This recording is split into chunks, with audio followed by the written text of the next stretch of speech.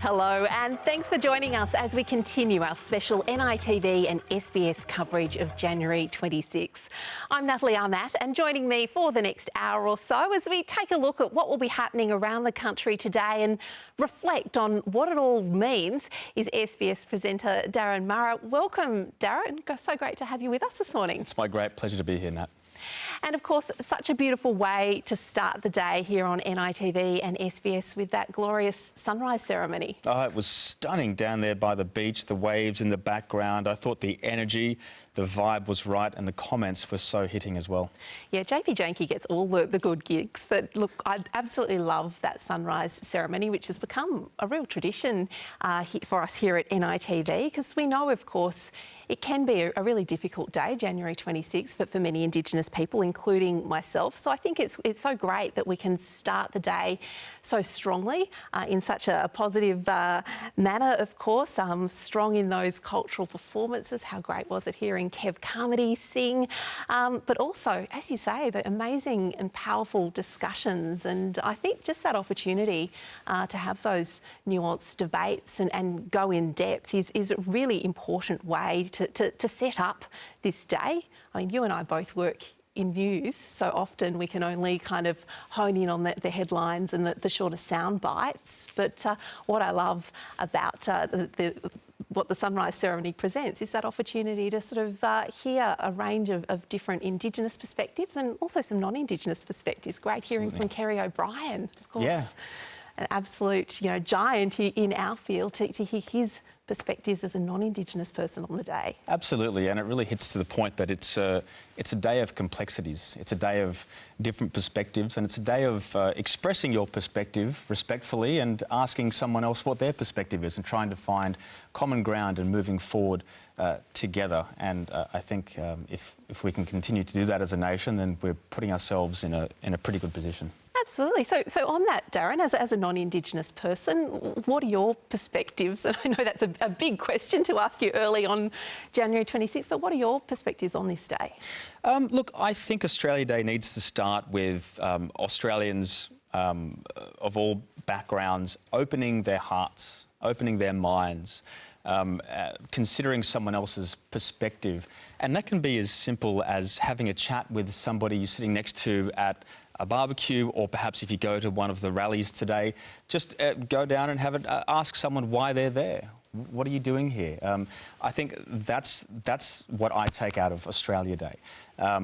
It can also be picking up a book. It can be watching a clip on YouTube or tuning into NITV. Absolutely, an amazing way to learn, and we'll continue to have conversation throughout the morning. But we also have the NITV News team standing by today to bring you comprehensive coverage of all the major Australia Day, Survival Day and Invasion Day events. We'll be crossing live to our reporters in every state and territory to see how people are marking the day around the country. We will also have Facebook Lives on the NITV page, and our online team will be sharing stories and photos on the NITV website and social media platforms right across the day. And you can also get involved in the conversation. You let us know on social media how you're feeling about January 26, what it means to you and how you're spending the day. You can use the hashtag #AlwaysWasAlwaysWillBe. Well, as we mentioned, Darren, we started our coverage this morning of January 26 events bright and early with that sunrise ceremony, and held for the first time in the beautiful Sunshine State. That's right, it was, and it was beautiful. Host John Paul JANKE joins us now from Coolangatta on the Gold Coast. JP, a great conversation to start the day there. Thanks, Darren. Well, as you can see, we've just finished 2 hours of the sunrise ceremony, and we're all starting to sweat up here because the sun's come out and the temperatures are really raised. But we've been raising the temperature for the last 2 hours with some really thought-provoking discussion, comments and dialogue and conversations, but also some wonderful cultural performances and also some beautiful entertainment from Kev Carmody, Troy Cassadaly and Jem Cassadaly. But today really is about having a conversation about what this day means to us as Aboriginal and Torres Strait Islander people. And I've grabbed two people from our panel who spoke earlier today. Kerry O'Brien, veteran media reporter and broadcaster, and also writer, news editor, now author, Amy Maguire, and we just want to get their thoughts on what it was like to be part of today's sunrise ceremony.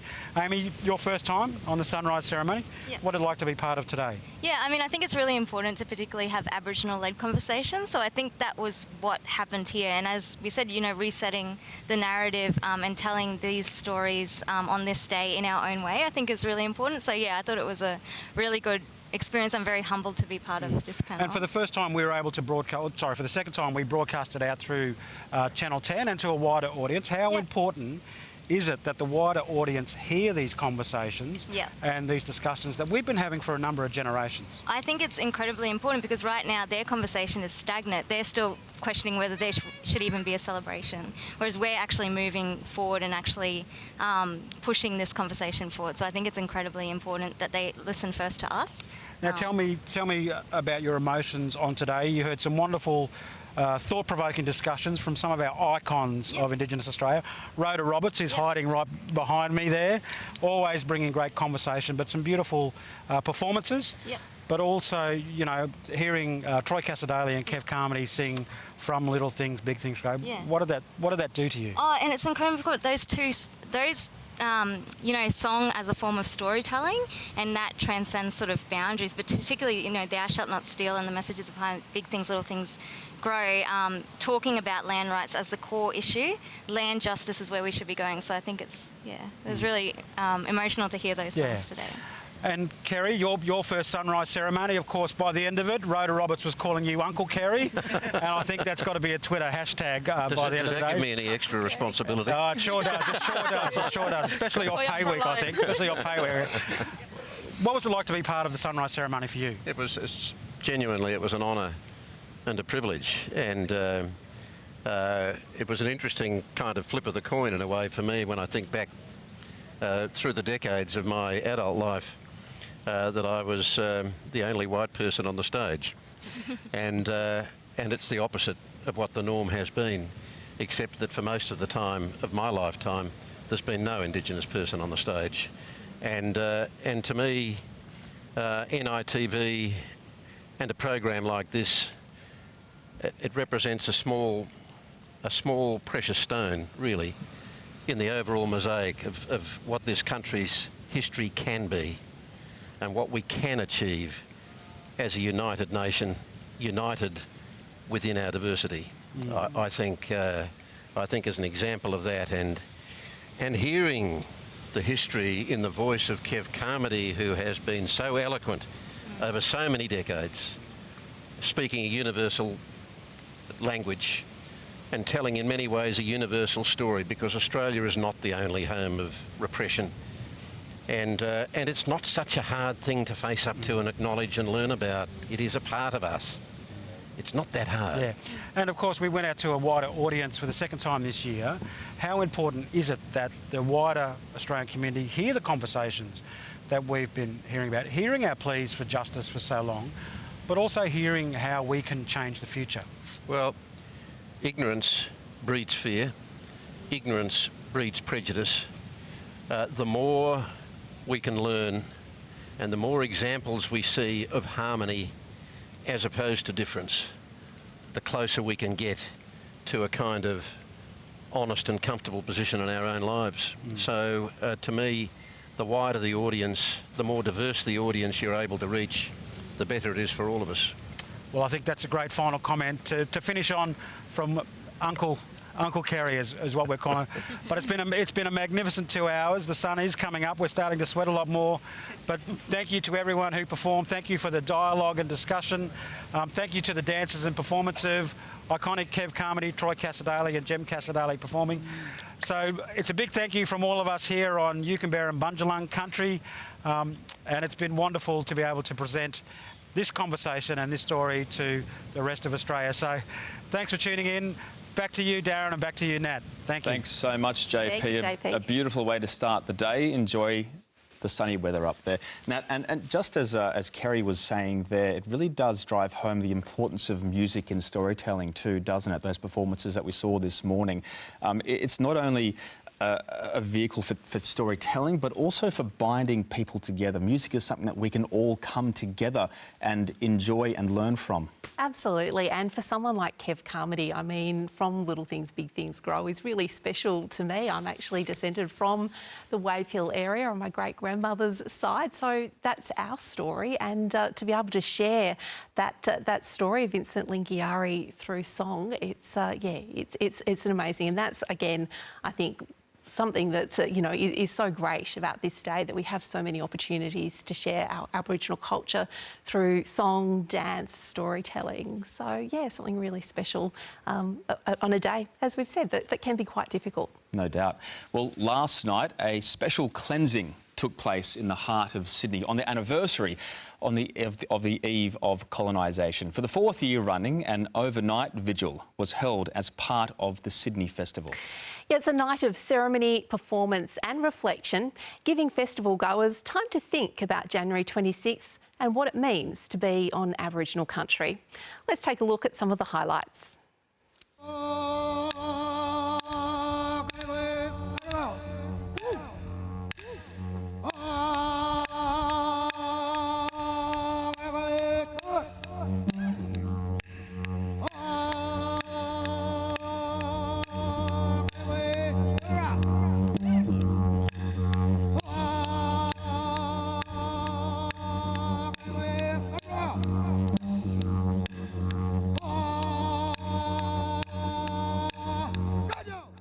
We, as a sovereign nation, need to step out of the shadow of these narratives that held us back.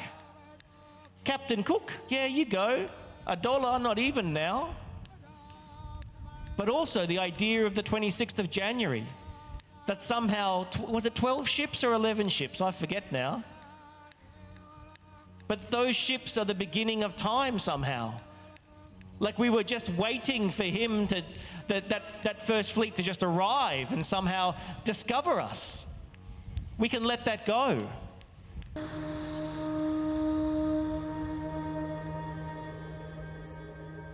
Je noa garagunai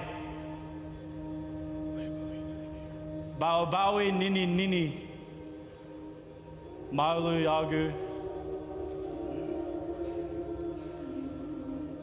Mao, Biao, Monoa.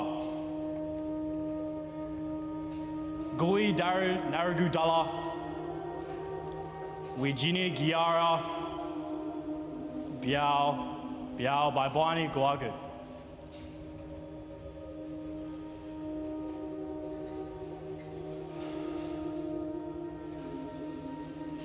Yo!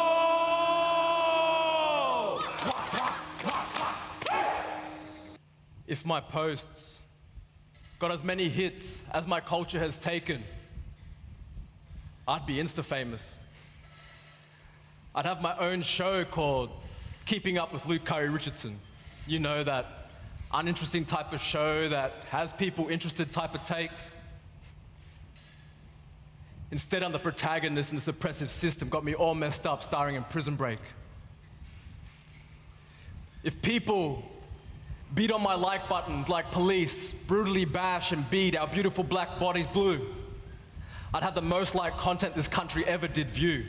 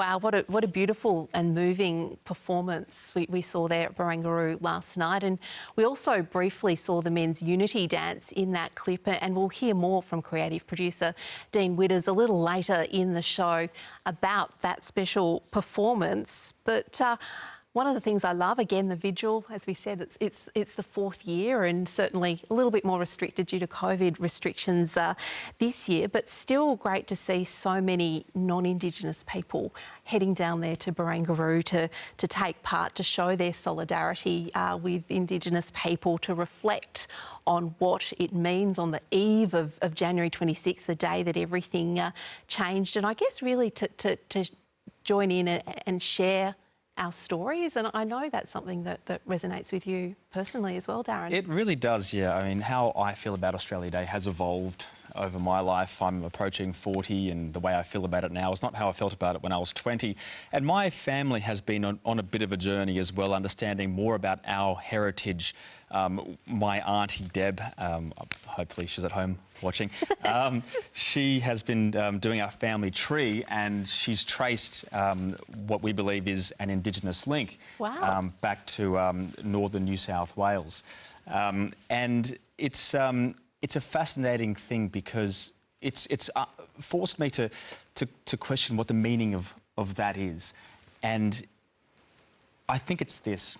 I think my family had suppressed that for many decades. That's just the way that was their mentality. It was an Anglo-Celtic family, and that wasn't a truth that came out. But now that the truth has come, it's a beautiful, beautiful thing, and it connects us to this country in a way that we weren't connected before. And I think there's a parallel to be drawn there between the way I feel about my connection to this land and the way Australia can feel about its connection. Australians, non-Indigenous Australians, can feel about their connection to this country by embracing our Indigenous heritage. Beautifully put. What a fascinating story. And yeah, you must keep us up to date as you delve more into your family tree. It's really fascinating, and I'm sure there would be other people out there too that as we start looking at our ancestry and our family tree do discover, because as you say, a lot of families it was suppressed, or policies like the stolen generation meant those linkages have been broken, and we're just starting to heal some of those now and you know, find our way back home and find those connections again. So that's beautiful. And look, as we've heard today, there are so many events happening around the country: Australia Day events, Survival Day events and Invasion Day events. And things got underway quite early down in Naarm or Melbourne this morning with a dawn service and smoking ceremony. And our reporter Brooke Fryer was up early to cover it all for us, and she joins us now. Brooke, so tell us, what's happening? Well, morning, Nat and Darren. I am on Wurundjeri country here in Melbourne, where at 5 o'clock this morning at King's Domain, we saw hundreds of people show up for the Day of Morning Dawn service, where we heard from traditional owners and elders, where we mourned and remembered those who have passed. We also remembered the massacres which occurred on January 26, 1788 and all the years following as well. The event was a COVID-safe event with everyone wearing masks and practicing social distancing. And in just a few short hours behind me at Parliament House, we are expecting to see thousands of people show up for the Invasion Day rally, although the rain in Melbourne may deter those numbers. In Victoria at the moment, restrictions remain at 100 people for outdoor settings. So organisers have told me that they're going to keep people in groups of 100, spaced 10 metres apart to remain within restrictions. And the marshals on the ground will be monitoring that. They are also encouraging everyone to stay COVID safe and to bring a mask with them. The groups will be walking from the steps of Parliament House to Fitzroy Gardens.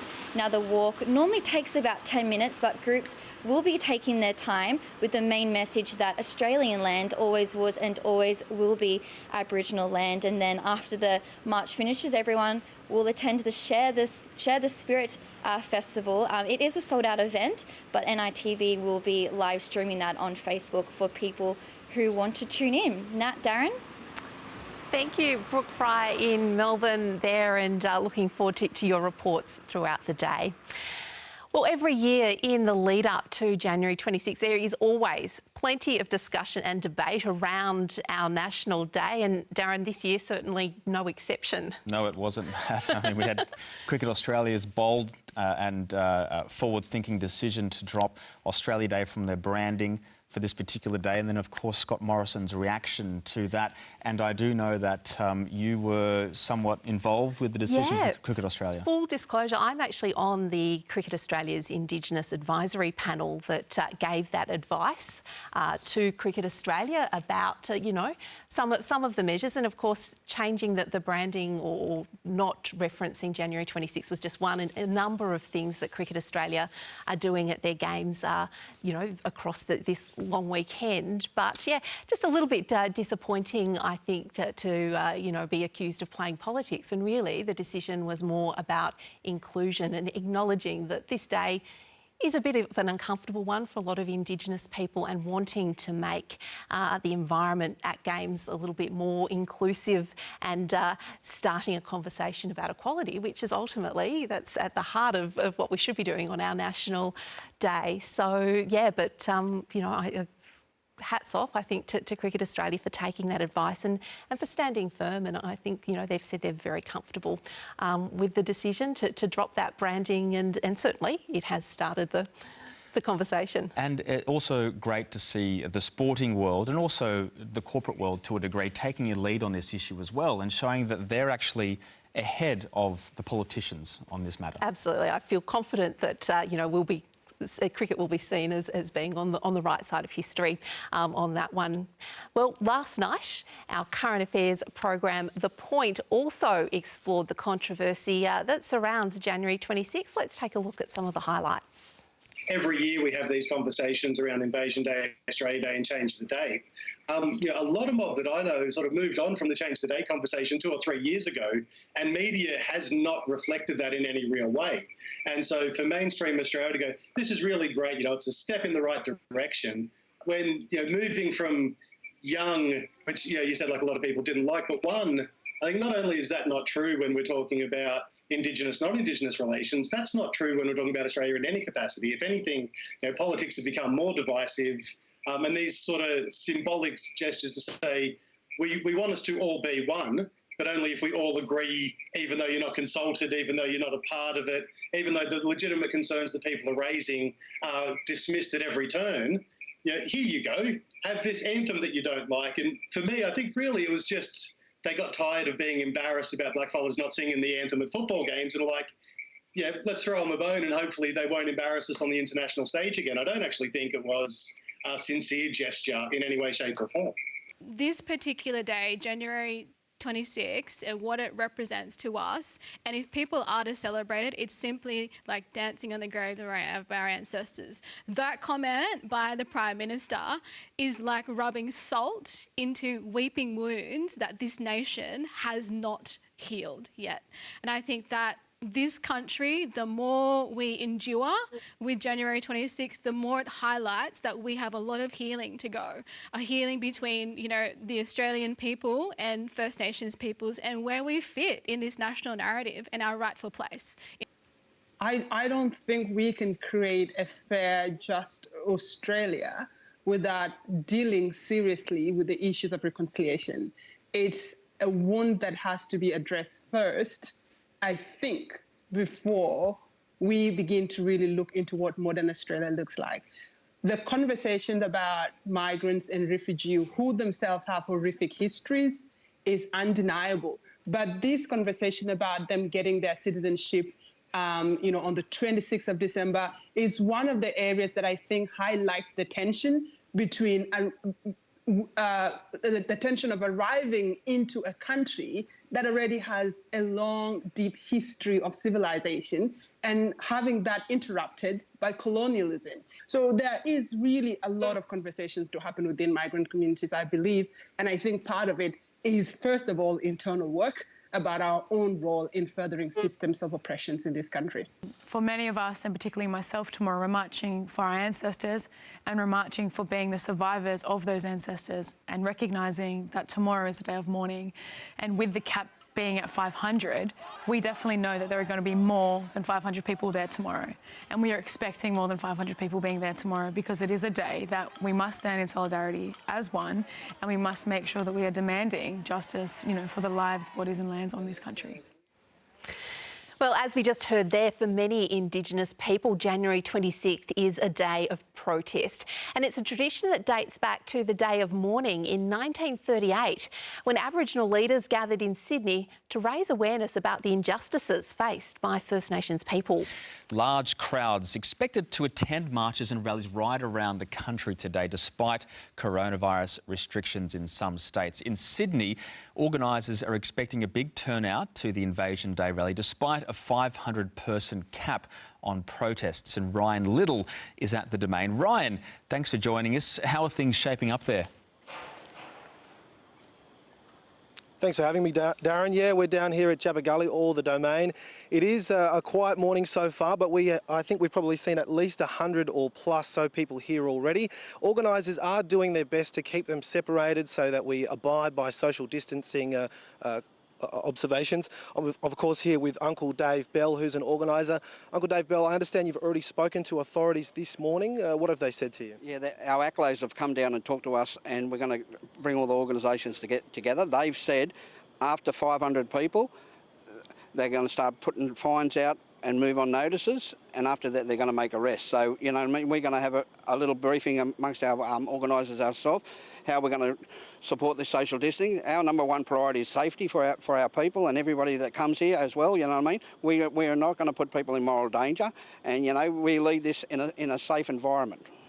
It's about half an hour until the march was officially supposed to start. Will it go ahead then? We're going to deliberate that when we have a little bit of a meeting with our organisers. You know, it depends on the numbers, but like I say, we've done everything behind the scenes to make sure that we've got our COVID safe places to the ministers, and when there's been no response back from them, we've done everything behind the scenes with the collective. You know what I mean? We've got lawyers put in place. You know what I mean, for people who need legal advice, and we're all about trying to move forward. Now, this is the number one day on our calendar, where in 1788 the fleet come in here. How dare they say that we've got 500 people coming here and everyone else is going to march around the country? This is the main actor here. And of course, this year's event does look different. We usually meet in Redfern before we head down to Yarbin. What's changed this time around, and where will we end up? Well, we all come together to say that we wanted to really march to Prince Alfred Park, because you know what happened at Belmore down there before, when we had 50,000 people, and the police shut everyone, like wouldn't let them through the gates, and caused a lot of disruptors there. So, you know, we're all about the safety of our people and the safety of the numbers that come here. And like you're saying, we're going to have social distancing put in place, and we're going to go and talk to the police again. Now Lizzie and Paul are going to go and deliberate, and then we're all going to come together and come up with a solution. Thank you very much for your time. Well, as there you've heard it, the rally will still be taking place at this stage, but stay tuned for any further updates. Back to you, Darren. Thanks, Ryan. So a developing story there with the Sydney rally. And still in Sydney, and the first official Australia Day event is currently underway at Barangaroo on Gadigal country. Yeah, the Waggalora mourning ceremony is held every year to cleanse and to heal on a day that contains so many mixed emotions for First Nations people. Let's cross there now. Australia.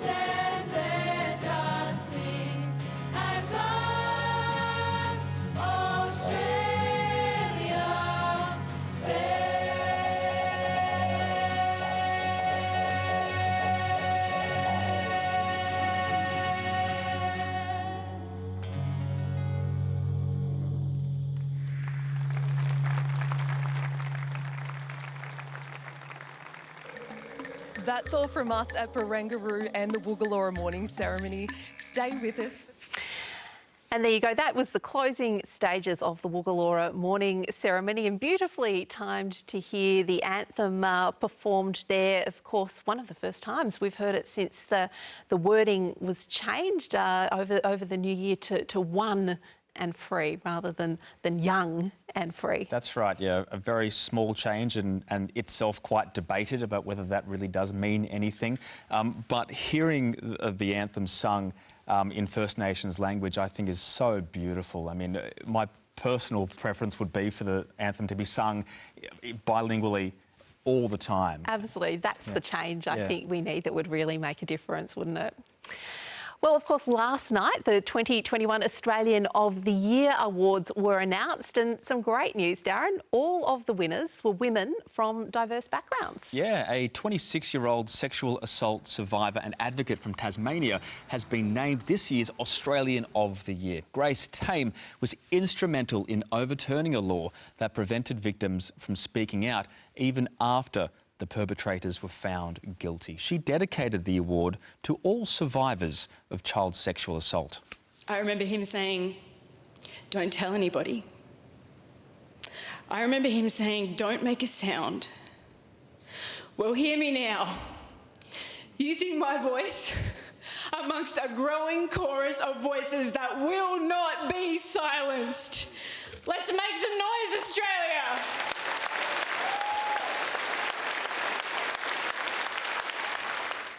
Yeah, what a powerful moment there. And the Senior Australian of the Year is 73-year-old Dr. Miriam Rose Ungulmar Bauman. Now, she was the Territory's first fully qualified Aboriginal teacher and has also established a foundation to help bridge the gap and drive reconciliation between Indigenous and non-Indigenous Australians.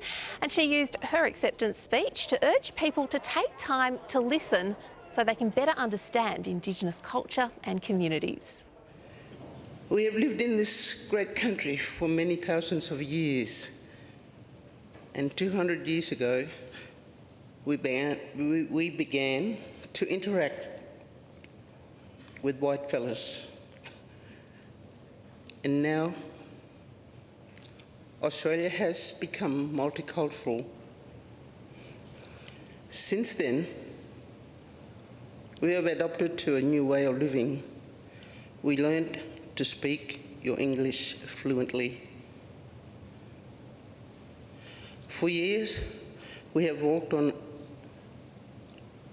a one-way street to learn the white people's way. I've learned to walk in two worlds and live in towns and cities and even worked in them. Now is the time for you to come closer to understand us and to understand how we live and listen to what needs are in our communities. When you come to visit or work in our communities and leave your comfort zones, I ask that you bring your knowledge and wisdom. But we ask you also to learn and understand how we live and function in our communities and listen to what the needs are. Yeah, what an important message on a day like that from Miriam Rose. And from an elder. Absolutely. Well, of course, as we've been talking about, there's plenty happening right around the country today. So let's cross now to Brisbane, where Dan Rennie from the Brisbane Indigenous Media Association is standing by. And Dan, tell us what's planned there in Brizzy today. Yeah, good morning, and thank you very much for coming to us here in beautiful sunny Meanjin. We are here for Invasion Day, of course, and there's going to be a rally happening at Queen's Park from around 10 o'clock.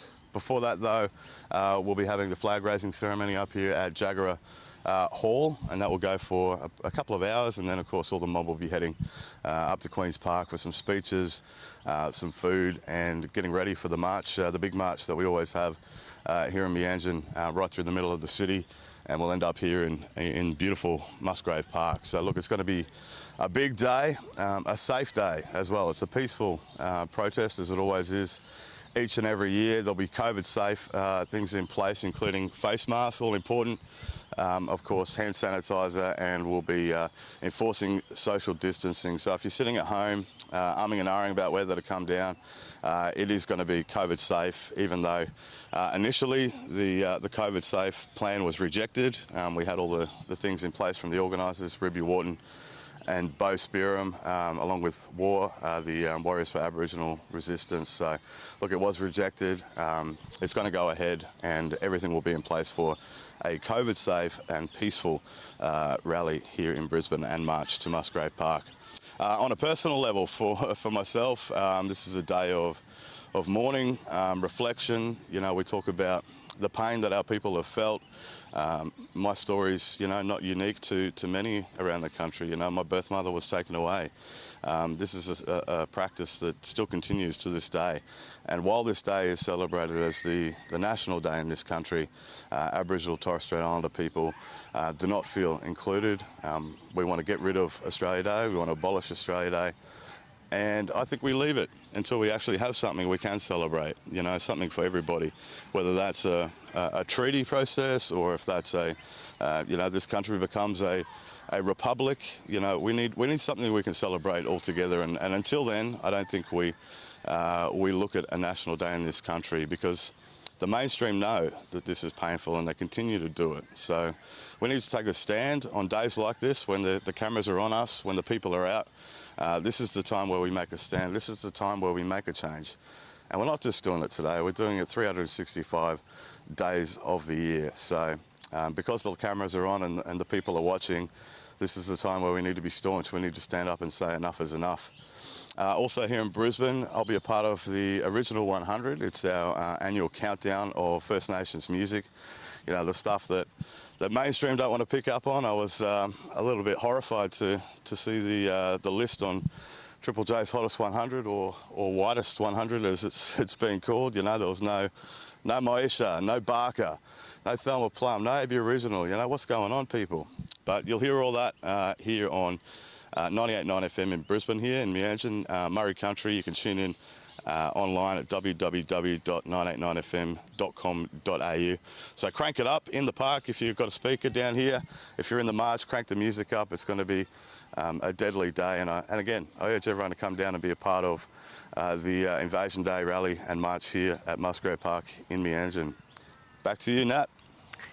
Thank you, Dan Rennie there. Music and marches in Meanjin by the sounds of it today. But I love Dan's suggestion that, you know, perhaps the day we sign a treaty would be an appropriate day to celebrate our National Day. So absolutely, and I'm sure that those rallies up there in Brizzy will be, as Dan says, peaceful, safe, and also powerful.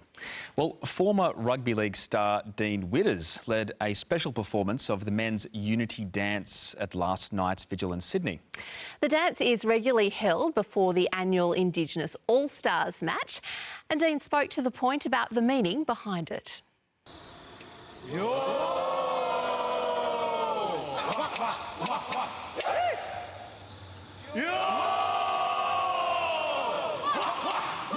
And this performance tonight is about giving that opportunity, that first opportunity, from people from the community, from young kids to people from different sports and different backgrounds, to come and participate in this dance and feel the power of it, and hopefully inspire many others to learn dance, learn language, and just feel more proud about connecting with culture.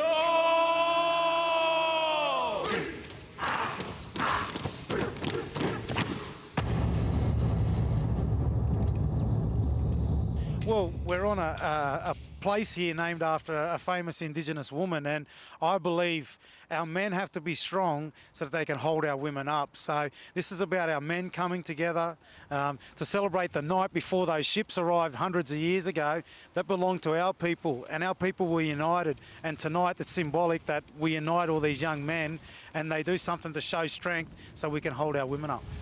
Tangana o TEELA. Aralaku Tinkana, Yinga, Kara, Akana Yulamera, It's about us coming together, us showing unity and us showing strength. This night belongs to us the night before. And I hope that in 3 or 4 years' time, 5 years' time, all our communities across Australia are celebrating us and our unity the night before.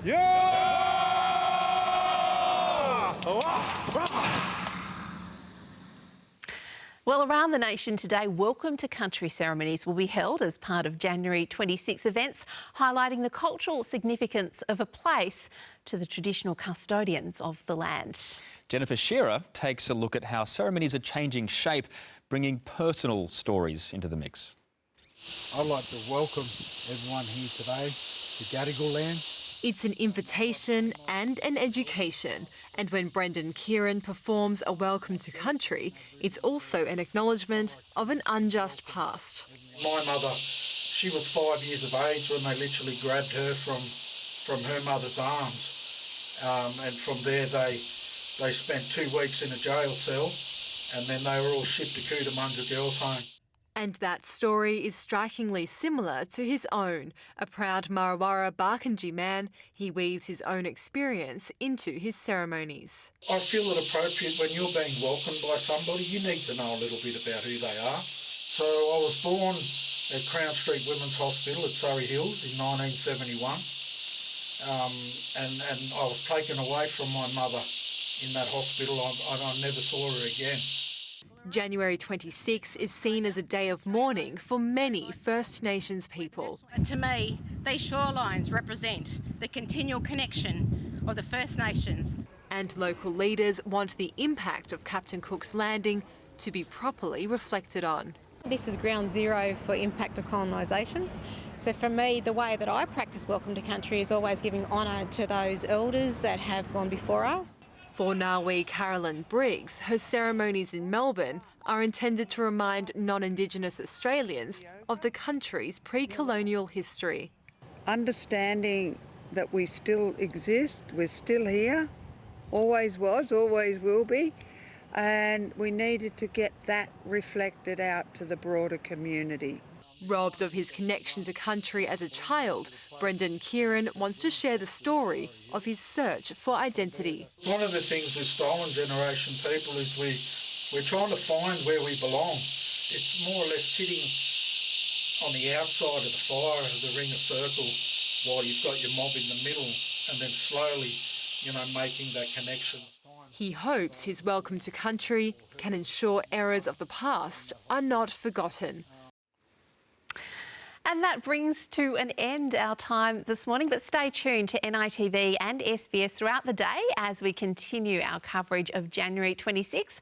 As mentioned, our reporters are on deck all around the country at all of the big Australia Day, Survival Day and Invasion Day events, and we'll be crossing to them to find out what's happening right across the morning. And you can also catch their reports live on NITV's Facebook page, and our online team will be sharing stories and photos on the NITV website, and you can join the conversation using the hashtag #AlwaysWasAlwaysWillBe.